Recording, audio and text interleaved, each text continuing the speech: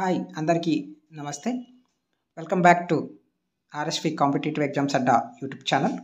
Friends, ఈ వీడియోలో మనం ఇండియన్ పాలిటీకి సంబంధించి మోడల్ పేపర్ 2లోని పార్ట్ 2 అయితే చూద్దాం. సో ఆల్రెడీ మోడల్ పేపర్ 2లోని పార్ట్ 1 అయితే కంప్లీట్ చేసాం. సో ఇది పార్ట్ 2. సో లేటెస్ట్గా ఏపీపీఎస్సి మరియు టీఎస్పీఎస్సి గ్రూప్ 2 ఎగ్జామ్స్కి సో ఇండియన్ పాలిటీ అనేది 75 మార్క్స్కి ఉంది. సో ఈ 75 మార్క్స్కి సో మనం 3 పార్ట్స్గా డివైడ్ చేసి మోడల్ పేపర్ని చెప్పుకుంటూ ఉన్నాం. సో ఏపీకి అలాగే తెలంగాణకి సో ఇండియన్ పాలిటీ అనేది సేమ్ సిలబస్ కాబట్టి సో ఏపీకి మరియు తెలంగాణ గ్రూప్ 2 ఎగ్జామ్స్కి సో ఈ మోడల్ పేపర్ అనేది ఎంతో యూజ్ అవుతుంది ఫ్రెండ్స్. కాబట్టి వీడియోని మీరు ఎక్కడ స్కిప్ చేయకుండా చూసేయండి ఫ్రెండ్స్, మీకు ఎంతో యూజ్ అయితే అవుతుంది. ఓకే, సో లాస్ట్ వీడియోలో మనం 25 క్వశ్చన్స్ వరకు చూసాం. సో ఇప్పుడు 26 క్వశ్చన్ నుంచి అయితే చూద్దాం. సో చూడండి, ఏ వాచ్యంలో రాష్ట్రాలలో రాష్ట్రపతి పాలన విధించే అంశంపై మైలురాయి వంటి తీర్పుని అత్యున్నత న్యాయస్థానం ఇచ్చింది అన్నాడు. మనకి ఆప్షన్స్లో గోలక్నాథ్ కేసు, మేనకా గాంధీ, మినర్వా మిల్స్, అలాగే సార్ బొమ్మాయి. ఆన్సర్ ఆప్షన్ 4 అండి. ఎస్ఆర్ బొమ్మాయి వర్సెస్ కేంద్ర ప్రభుత్వం.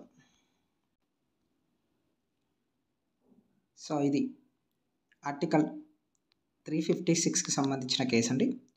సో రాష్ట్ర ప్రభుత్వం మీద ఆర్టికల్ 356ని ఉపయోగించి రాష్ట్రపతి పాలన విధించే అంశంపై అలాగే ఆర్టికల్ 356 దుర్వినియోగంపై సో ఒక మైలురాయి వంటి తీర్పునైతే ఇచ్చిన అంశమే సో ఎస్ఆర్ బొమ్మాయి కేసు అండి. ఓకే, కాబట్టి ఆన్సర్ వచ్చేసి 4. Okay, next question, advocate general యొక్క వేతనం ఉన్నత న్యాయస్థానపు న్యాయమూర్తి వేతనంతో సమానం. సో గవర్నర్ నిర్ణయిస్తారు. రాష్ట్ర ప్రధాన కార్యదర్శి వేతనంతో సమానం. రాష్ట్ర క్యాబినెట్ మంత్రి వేతనంతో సమానమని ఇచ్చాడు. సో అడ్వకేట్ జనరల్ యొక్క వేతనంను సో గవర్నర్ నిర్ణయిస్తాడండి. కాబట్టి ఆన్సర్ ఆప్షన్ 2. ఓకే, చూడండి, రాజ్యాంగంలోని ఆర్టికల్ 164(1) ప్రకారం ఈ క్రింది రాష్ట్రములలో గిరిజన సంక్షేమ శాఖ మంత్రి తప్పనిసరిగా ఉండాలి. సో ఆప్షన్స్లో మనకి మధ్యప్రదేశ్, మహారాష్ట్ర, రాజస్థాన్, హిమాచల్ ప్రదేశ్ అని ఇచ్చాడు. సో ఆన్సర్ ఆప్షన్ 1 అండి, మధ్యప్రదేశ్. సో రాజ్యాంగంలోని ఆర్టికల్ 164 ప్రకారం ముఖ్యమంత్రిని గవర్నర్ నియమించడం జరుగుతుంది. సో 164(1) ప్రకారం మధ్యప్రదేశ్, జార్ఖండ్, ఛత్తీస్గఢ్, అలాగే ఒడిస్సా ఈ రాష్ట్రాలలో గిరిజన సంక్షేమ మంత్రి అనే అతనైతే ఉండాలండి. ఓకే, ఆర్టికల్ 164(1) ప్రకారం సో ఈయన షెడ్యూల్ కులాలు మరియు వెనుకబడిన తరగతుల యొక్క సంక్షేమాన్ని చూసుకోవడం అయితే జరుగుతుంది. ఓకే, సో నెక్స్ట్ క్వశ్చన్, రాజ్యాంగంలోని ఆర్టికల్ 243 ప్రకారం ఈ క్రింది వారు గ్రామ సభలో సభ్యులుగా ఉంటారు. ఆప్షన్ 1, పంచాయతీరాజ్ పరిధిలో 18 ఏళ్ళు ఆ పైబడిన వయసు ఉన్న వయోజనులు. 2, ఎన్నికల జాబితాలో ఆ పంచాయతీ పరిధిలో ఉన్న ఓటర్లు. 3, పంచాయతీ పరిధిలో ఉన్న అందరు పౌరులు. 4, గ్రామ పంచాయతీ అనుమతించిన అందరు వ్యక్తులు అన్నాడు. సో గ్రామసభ సభ్యులు ఎవరు ఉంటారంటే ఎన్నికల జాబితాలో ఆ పంచాయతీ పరిధిలో ఉండే ఓటర్లు. సో ఆర్టికల్ 243 ప్రకారం సో గ్రామ సభలో సభ్యులుగా ఉండడం అయితే జరుగుతుందండి. ఓకే, నెక్స్ట్ క్వశ్చన్,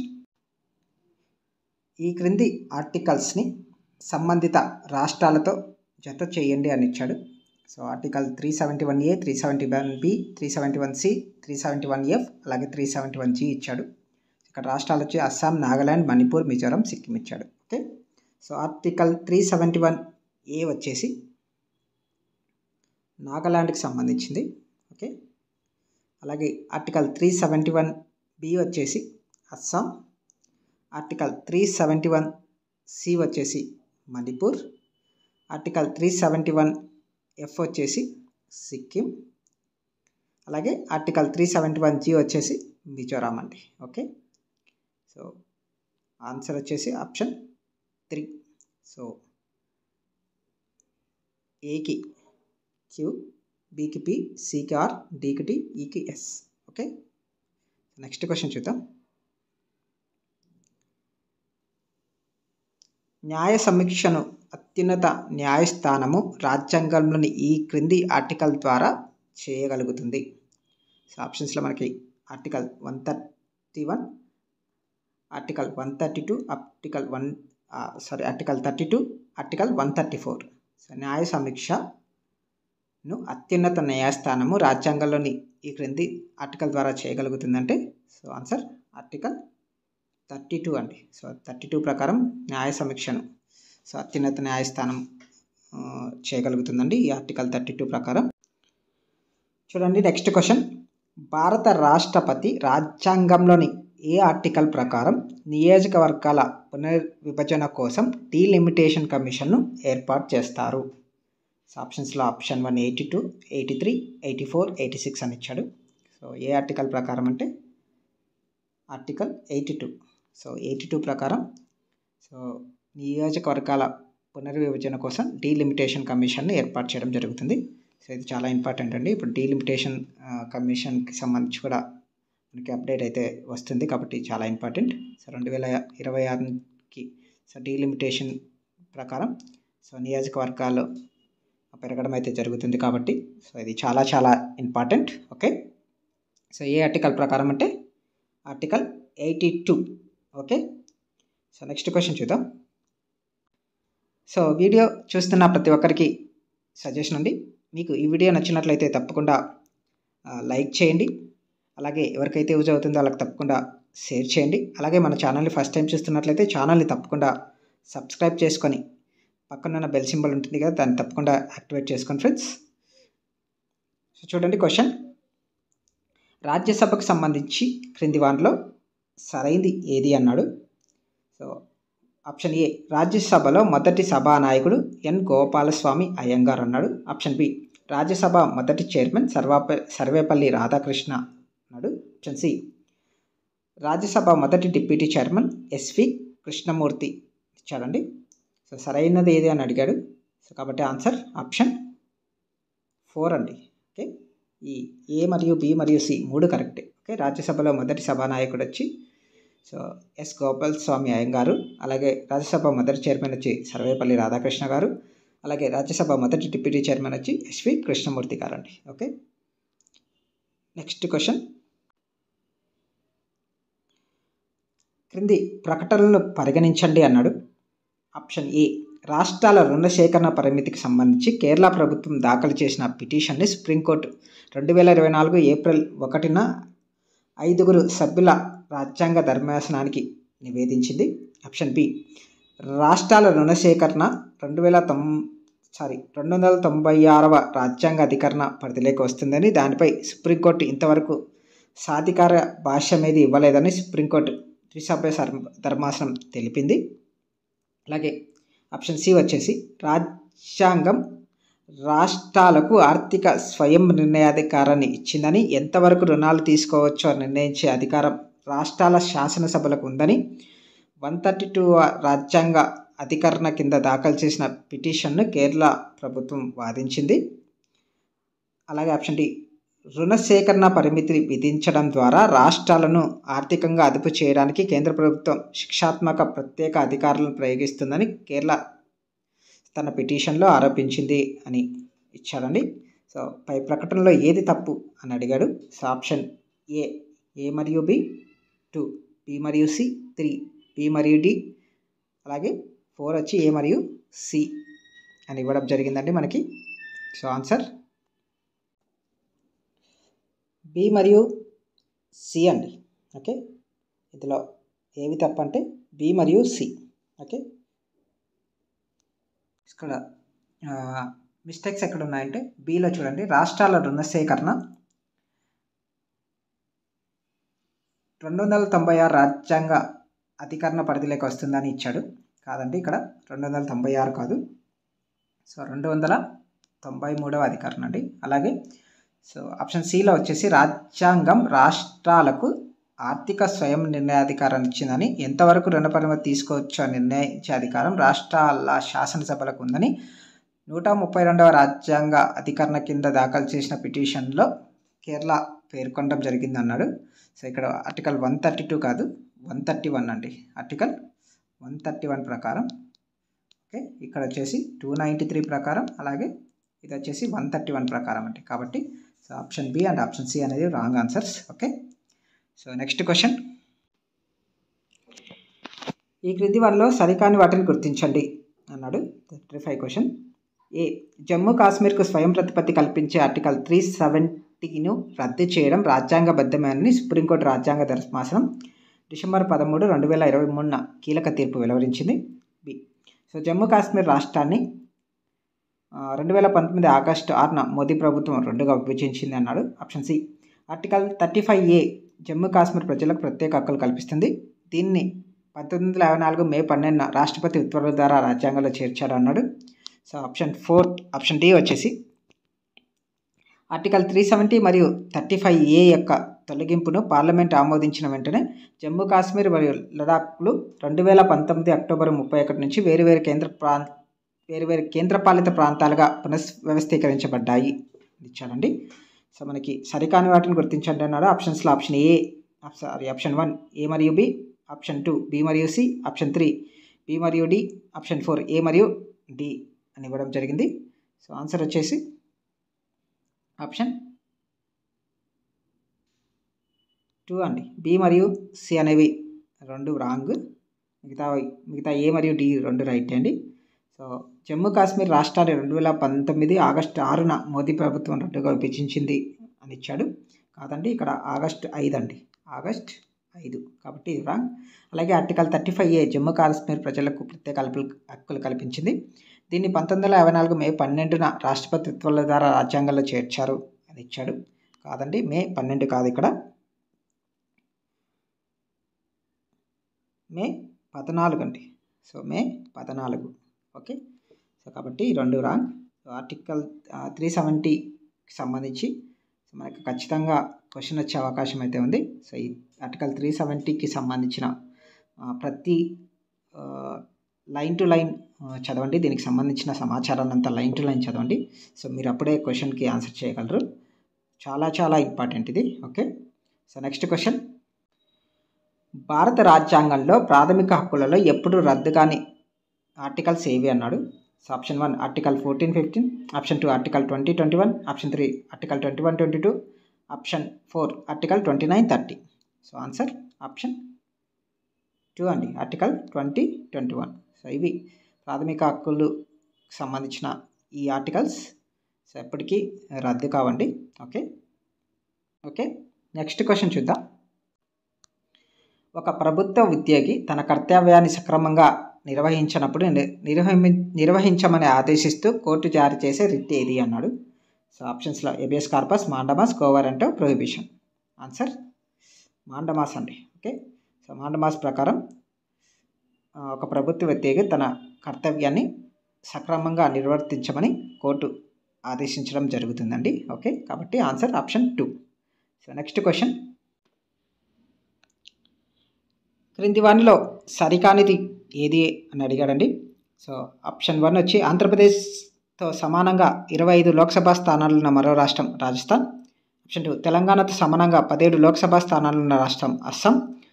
ఆంధ్రప్రదేశ్ సమానంగా 11 రాజ్యసభ స్థానాలున్న రాష్ట్రాలు మధ్యప్రదేశ్, గుజరాత్. అలాగే ఆప్షన్ 4 వచ్చేసి తెలంగాణతో సమానంగా 7 రాజ్యసభ స్థానాలున్న రాష్ట్రాలు అస్సాం, పంజాబ్ అని ఇచ్చాడు. సో మనకి సరికానిది అడిగాడు కాబట్టి ఆన్సర్ ఆప్షన్ 2 అనేది రాంగ్ ఆన్సర్ అండి. సో తెలంగాణతో సమానంగా 17 లోక్సభ స్థానాలు ఉన్న రాష్ట్రం అస్సాం అన్నాడు. కాదండి, అస్సాంకి 14 రాష్ట్రాలు, అస్సాంలో 14 లోక్సభ స్థానాలు కలిగి ఉంది. సో తెలంగాణ 17 లోక్సభ స్థానాలు కలిగి ఉంది కాబట్టి సో ఇది రాంగ్, మిగతావన్నీ కరెక్టే. సో ఆంధ్రప్రదేశ్తో సమానంగా 25 లోక్సభ స్థానాలు ఉన్న మరో రాష్ట్రం వచ్చేసి రాజస్థాన్. అలాగే ఆంధ్రప్రదేశ్తో సమానంగా 11 రాజ్యసభ స్థానాలున్న రాష్ట్రాలు మధ్యప్రదేశ్, గుజరాత్. అలాగే తెలంగాణతో సమానంగా 7 రాజ్యసభ స్థానాలున్న రాష్ట్రాలు అస్సాం మరియు పంజాబ్ అండి. ఓకే. సో ఈ లోక్సభ స్థానాలు మరియు రాజ్యసభ స్థానాలు ఎన్నెన్ని ఏ రాష్ట్రాలకు ఉన్నాయనేది గుర్తుపెట్టుకోవాలి. అత్యధికంగా ఉత్తరప్రదేశ్కు 80 ఉన్నాయి. సో దాని తర్వాత పశ్చిమ బెంగాల్కి 42, తర్వాత బీహార్కి 40 అండి. ఓకే, గుర్తుపెట్టుకోవాలి. సో ఆంధ్రప్రదేశ్కి అయితే 25, తెలంగాణకు 17. ఓకే. సో నెక్స్ట్ క్వశ్చన్, భారత రాజ్యాంగంలోని ఏ ఆర్టికల్ ప్రకారం రాష్ట్రపతి లోక్సభను ముందే రద్దు చేయవచ్చు? Article 84 article 84(2)B, article 85 article 85(2)B. So answer option 4, article 85(2)B ప్రకారం సో రాష్ట్రపతి లోక్సభను ముందే రద్దు చేయవచ్చు. అంటే 5 సంవత్సరాల కంటే ముందే సో లోక్సభను రద్దు చేసే అవకాశం సో ఆర్టికల్ 85(2)B ఇవ్వడం జరుగుతుందండి. ఓకే. నెక్స్ట్ క్వశ్చన్, కేంద్రంలో ప్రభుత్వం రద్దయినప్పుడు బిల్లులపై పడే ప్రభావానికి సంబంధించి కింది వాటిలో సరైనది ఏది అన్నాడు. 1, ముందుగా రాజ్యసభలో ప్రవేశపెట్టిన బిల్లు పెండింగ్లో ఉంటే ఆ బిల్లు రద్దు కాదు. ఆప్షన్ 2, ఆ బిల్లు ముందుగా లోక్సభలో ప్రవేశపెట్టి పెండింగ్లో ఉంటే ఆ బిల్లు రద్దు కాదు. సో ఆప్షన్ 3, 2 సభలు ఆమోదించి రాష్ట్రపతి వద్ద పెండింగ్లో ఉన్న బిల్లు రద్దు అవుతుంది. ఆప్షన్ 4, పైవన్నీ సరైనవే అన్నాడు. సో ఇక్కడ సరైనది ఏది అని అడిగాడు. సో ఆన్సర్ వచ్చేసి ఆప్షన్ 1 మాత్రమే సరైందండి. ముందుగా రాజ్యసభలో ప్రవేశపెట్టిన బిల్లు పెండింగ్లో ఉంటే ఆ బిల్లు రద్దు కాదండి. ఓకే, కాబట్టి ఆన్సర్ ఆప్షన్ 1.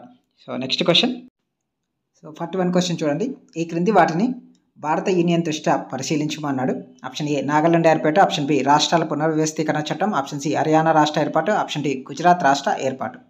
సో పై వాణి యొక్క సరైన కాలక్రమానుసారం ఏది అన్నాడు. సో ఫస్ట్ వచ్చేసి రాష్ట్రాల పునర్వ్యవస్థీకరణ చట్టం వస్తుంది, దాని తర్వాత గుజరాత్ ఏర్పాటు వస్తుంది, దాని తర్వాత నాగాలాండ్ ఏర్పాటు వస్తుంది, దాని తర్వాత హర్యానా ఏర్పాటు వస్తుంది, అంటే బీడీఏసీ. సో బీడీఏసీ ఎక్కడుంది? So option 4 is the right answer అండి. ఓకే. సో మీరు రాష్ట్రాలు ఏ సంవత్సరంలో ఏర్పడ్డాయి అనేది కంపల్సరీగా గుర్తుపెట్టుకోవాలి. So very very important. So ఏ రాష్ట్రం ఎప్పుడు ఫామ్ అయింది అనేది. ఓకే. సో నెక్స్ట్ క్వశ్చన్, ప్రభుత్వ ఖాతాల సంఘంలో ఎవరు సభ్యులుగా ఉంటారు అని ఇచ్చాడు. సో ఆప్షన్ 1, లోక్సభ నుంచి 15, రాజ్యసభ నుంచి 7 మంది. ఆప్షన్ 2, లోక్సభ 20, రాజ్యసభ 7 మంది. ఆప్షన్ 3, లోక్సభ 15 మంది, రాజ్యసభ 10 మంది. ఆప్షన్ 4, లోక్సభ 12 మంది, రాజ్యసభ 10 మంది. సో ఆన్సర్ ఆప్షన్ 1 అండి. ఓకే, లోక్సభ నుంచి 15, రాజ్యసభ నుంచి 7 మంది సో ప్రభుత్వ ఖాతాల సంఘంలో సభ్యులుగా ఉండడం జరుగుతుంది. ఓకే. సో ఈ సంఘాలు ఏవైతే ఉన్నాయో ఆ సంఘాలకు సంబంధించి సో ఏ సభ నుంచి ఎంతమంది సభ్యులుగా ఉంటారనేది వెరీ వెరీ ఇంపార్టెంట్. సో కంపల్సరీగా ఈ క్వశ్చన్ని ఒకసారి చూసుకోండి. ఓకే. సో నెక్స్ట్ క్వశ్చన్, రాజ్యసభకు సంబంధించి క్రింది వాటిలో సరికానిది ఏది అన్నాడు.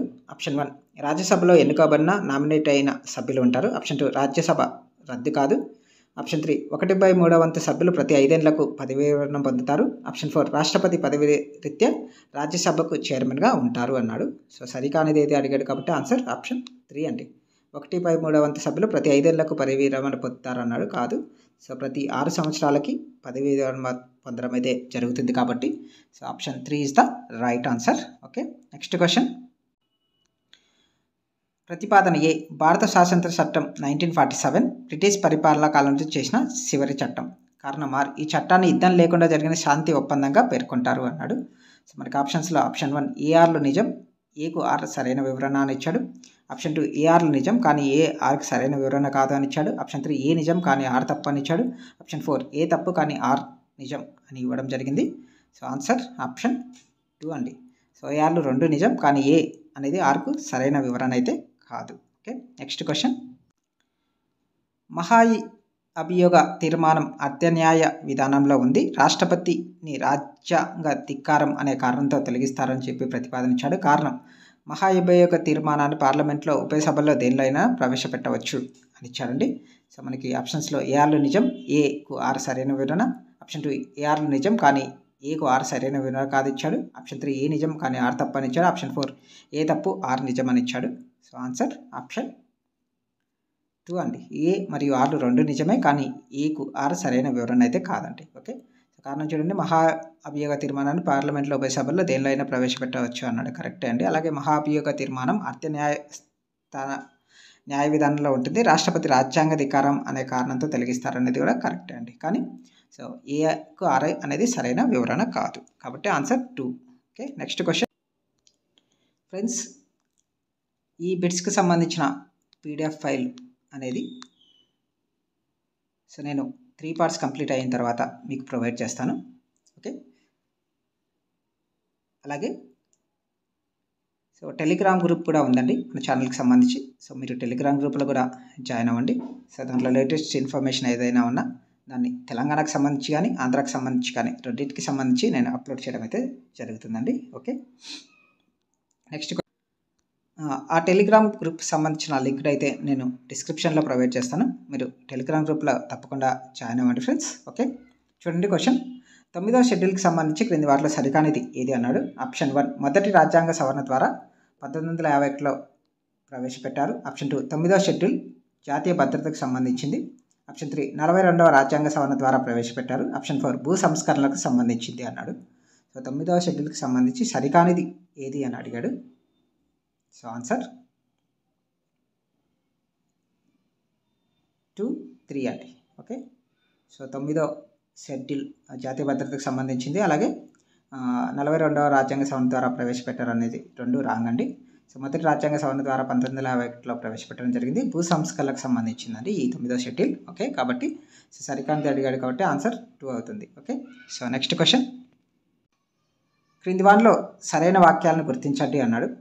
నెంబర్ 1 16వ ఆర్థిక సంఘం అధ్యక్షుడిగా అరవింద్ పన్నగారియా గారు నియమితులయ్యారు. ఆప్షన్ 2 ఆర్థిక సంఘం అనేది భారత రాజ్యాంగంలోని 200 అధికరణ ప్రకారం ఏర్పాటు చేయబడుతుంది అన్నాడు.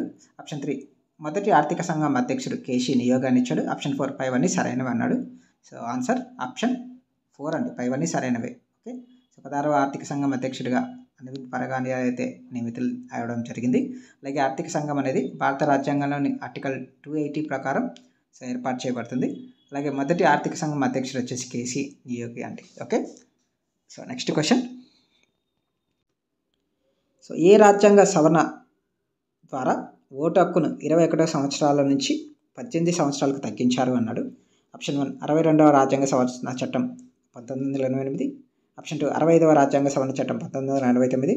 ఆప్షన్ 3 61వ రాజ్యాంగ సవరణ చట్టం 1988. ఆప్షన్ 4 63వ రాజ్యాంగ సవరణ చట్టం 1989 ఇచ్చాడు. సో ఆన్సర్ ఆప్షన్ 3 అండి, 61వ రాజ్యాంగ సవరణ చట్టం 1989 ప్రకారం సో ఓటు హక్కు 21 సంవత్సరాల నుంచి 18 సంవత్సరాలకైతే సో తగ్గించడం అయితే జరిగిందండి. సో రాజీవ్ గాంధీ గారు సో ఈ ఓటు హక్కును 21 సంవత్సరాల నుంచి 18 సంవత్సరాలకి తగ్గించడం అయితే జరిగిందండి. ఓకే, సో నెక్స్ట్ క్వశ్చన్, క్రింది వారిలో సరైన వాక్యాలను గుర్తించండి అన్నాడు. నెంబర్ 1 18వ భారత లోక్సభలోని మొత్తం 543 సభ్యులను ఎన్నుకునేందుకు 7 దశల్లో 19 ఏప్రిల్ నుండి జూన్ 1, 2024 వరకు భారతదేశంలో సాధారణ ఎన్నికలు జరిగాయి. ఆప్షన్ 2 543 సీట్లకు గాను ఎన్డీఏ కూటమి 293 సీట్లను గెలుచుకొని ప్రభుత్వాన్ని ఏర్పాటు చేసింది. ఆప్షన్ 3 2024లో భారతదేశానికి 14వ ప్రధానమంత్రిగా నరేంద్ర మోదీ ప్రమాణ స్వీకారం చేశారు. ఆప్షన్ 4 పైవన్నీ సరైనవే అని ఇవ్వడం జరిగిందండి. So answer option 4 is the right answer అండి. సో 18వ లోక్సభ ఎన్నికలండి ఇవి 7 దశల్లో జరిగాయి 2024లో ఏప్రిల్ 19 నుంచి జూన్ 1 వరకు. సో 543 సీట్లకు గాను ఎన్డీఏ కూటమి వచ్చేసి 293 సీట్లను గెలుచుకొని సో ప్రభుత్వాన్ని ఏర్పాటు చేయడం జరిగింది. సో 2024 గాను 14వ ప్రధానమంత్రిగా మోదీ గారు ప్రమాణ స్వీకారం చేయడం జరిగిందండి. Okay, so next question, so క్రింది వాటిలో సరైన వాక్యాలను గుర్తించండి అన్నాడు. ఆప్షన్ 1 ప్రస్తుతం జాతీయ ఎస్సీ కమిషన్ చైర్మన్ వచ్చి కిషోర్ మక్వానా అని ఇచ్చాడు. ఆప్షన్ 2 జాతీయ షెడ్యూల్ కులాల కమిషన్లో ఒక చైర్మన్, వైస్ చైర్మన్, 3 సభ్యులు ఉంటారని చెప్పించాడు. ఆప్షన్ 3 కమిషన్ చైర్మన్ సభ్యుల పదవీ కాలాన్ని రాష్ట్రపతి నిర్ణయిస్తారని చెప్పించాడు. ఆప్షన్ 4 పైవన్నీ సరైనవే అని ఇవ్వడం జరిగిందండి. సో ఆన్సర్ ఆప్షన్ 4 పైవన్నీ సరైనవండి. సో ప్రస్తుతం జాతీయ ఎస్సీ కమిషన్ చైర్మన్ వచ్చేసి కిషోర్ మక్వానా అండి. అలాగే జాతీయ షెడ్యూల్ కులాల కమిషన్లో ఒక చైర్మన్ మరియు వైస్ చైర్మన్ మరియు 3 సభ్యులు అయితే ఉంటారు. అలాగే కమిషన్ చైర్మన్ సభ్యుల పదవీ కాలాన్ని అయితే రాష్ట్రపతి నిర్ణయించడం జరుగుతుందండి. ఓకే, సో ఇవి అండి సెకండ్ పార్ట్కి సంబంధించిన 25 బిట్స్. సో థర్డ్ పార్ట్లో మిగతా 25 బిట్స్ చూసుకొని టోటల్గా మనం 75 బిట్స్ని పీడిఎఫ్ రూపంలో మీకు ప్రొవైడ్ చేయడం అయితే జరుగుతుంది ఫ్రెండ్స్. సో ఈ వీడియో మీకు నచ్చినట్లయితే తప్పకుండా లైక్ చేయండి, అలాగే షేర్ చేయండి. అలాగే మన ఛానల్ని ఫస్ట్ టైం చూస్తున్నట్లయితే ఛానల్ని తప్పకుండా సబ్స్క్రైబ్ చేసుకొని పక్కనున్న బెల్ సింబల్ ఉంటుంది కదా, దాన్ని తప్పకుండా యాక్టివేట్ చేసుకోండి friends. Okay, thank you for watching. So 41 question